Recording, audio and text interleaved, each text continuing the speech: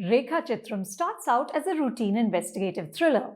A man kills himself on Facebook Live, but before blowing his brains out, he speaks of a crime that he and a few other men committed 40 years ago. That confession leads to a skeleton. Vivek Gopinath, played by Asif Ali, is the cop assigned to the case. Vivek has recently returned to duty after being suspended for gambling. He's eager to redeem himself. At the beginning, little in this material seems new. But then, with the skill of a stealth operation, director Joffin T. Charco and writers John Mantrikal and Ramu Sunil weave into this narrative sweeping emotion and deep, abiding movie nostalgia. Rekhachitram, which means line drawing, slowly transforms into a love letter to Malayalam cinema. The film becomes a portrait of thwarted ambition, the hold that stars, in this case the great Mammootty, have over us, and also the way in which loss shapes our lives.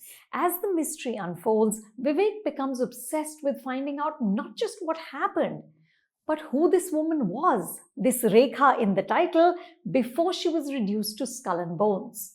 What were her dreams? Her anklets and the tinkling sound they made when she walked is used as a recurring note that towards the end will make you tear up. The story weaves between past and present.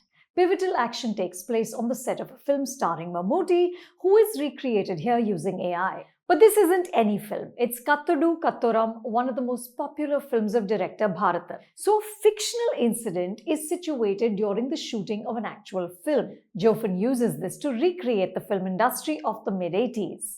We meet a production controller, played by the wonderful Indrans, and a journalist, played by T.G. Ravi, who had great clout at that time, but he is now making these YouTube videos in which he liberally mixes fact and fiction.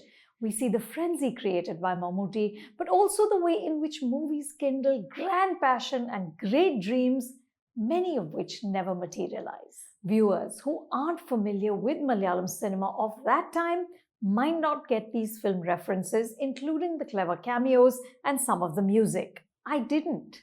But the beauty of Rekhachitram is that it still works. There are stretches in which the investigation becomes a little wobbly, and there are a few threads that are just left dangling. There's political interference, there's an attempt to hurt Vivek, but it's treated like an aside. But even when the screenplay fumbles, the performances hold up. Especially Asif Ali as Vivek, a cop who's haunted by this girl who was killed decades ago, and Anaswara Rajan as Rekha, the bright-eyed aspirant with stars in her eyes. Rekhachitram also works because Joffin and his writers take care to flesh out the supporting characters.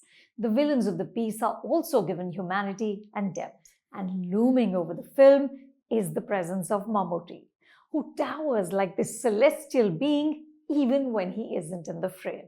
I'm not a big advocate of remakes, but after watching Rekhachitram, I started casting in my head a Hindi version of the film, set on the sets of a 1980s blockbuster starring Amitabh Bachchan.